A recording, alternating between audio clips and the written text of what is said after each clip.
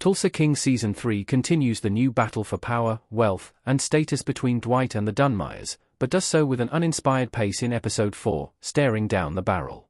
The violent tug-of-war has rapidly developed this season and created series-high excitement in the first 3 episodes, but this heightened tone is starting to lose some of its steam in Tulsa King's first filler episode of Season 3. After losing the Montague bourbon fortune, Dwight and his motley crew waste no time in getting it back. That said, the episode drifts all over the place to get there, between various one-on-one dynamics of several supporting characters. These scenes offer some much-needed sighs of relief after the full-throttle intensity of the first 3 episodes. However, they ultimately make Tulsa King Season 3, Episode 4 feel overly polished and choppy, which really kills the viewer's sense of fluidity, immersion, and enjoyment. Much of the screen time is given to Body sitting in front of a computer screen, talking to other characters about an AI marketing scam and virtually stealing some of the Dunmire's booze.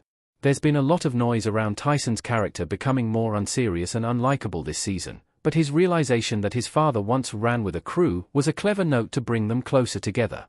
Whether it was necessary or not is an entirely different point. Tulsa King Season 3 is on a fast track to becoming overstuffed and convoluted. Brian Douglas of Paramount+. A few of the developments this season are a bit confusing after 4 episodes. Armand is still MIA, but Dwight doesn't seem to be worried, claiming that he's not a rat even though Armand disgraced himself and betrayed Dwight for Thresher just last season. How could he have possibly forgotten that? The mystery and credibility surrounding Agent Musso is also beginning to slip after he had Dwight send a message to a corrupt watchmaker in Tulsa King Season 3, Episode 3. Musso conveniently knows everything about Dwight but still doesn't make clear exactly what he has planned for their arrangement. His introduction set up a tense Season 2 finale, but it hasn't really panned out so far in Season 3.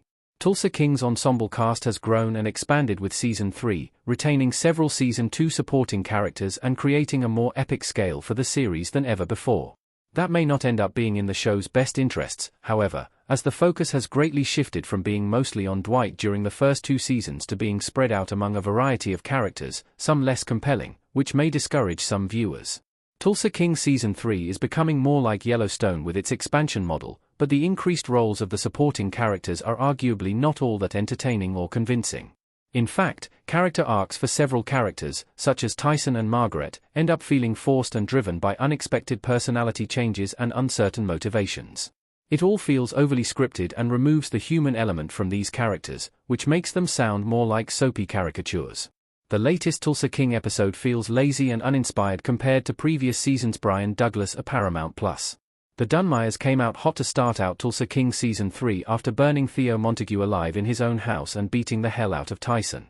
Apparently, this family's legacy is built much more on brawn than brains, since all it took for Dwight to get his bourbon fortune back was to follow one person, the two-faced stripper Serenity, who played Tyson last episode, and show up with some firepower and a deadly threat. Cole's obvious desperation to earn Jeremiah's respect is pretty one-note at this point. As it turns out, Jeremiah isn't as devilish as viewers may have suspected, saving Cole's life after Dwight threatened to kill him if Dunmire didn't turn over the stolen booze. A stronger scene may have forced Dwight to make that call himself, with Dunmire sticking to his guns. Instead, Dunmire deflates all the tension by surrendering and reveals that he's not as cold-blooded as he has been built up to be. This Dwight versus Dunmire conflict is quickly becoming nothing but a giant pissing contest, and the series may be getting too big for its britches with so much going on at once. There are too many side characters and not enough action or focus to justify the wide ensemble in Episode 4. This makes this latest installment nothing but an inflated and disappointing filler episode that completely halts Tulsa King Season 3's momentum in its tracks.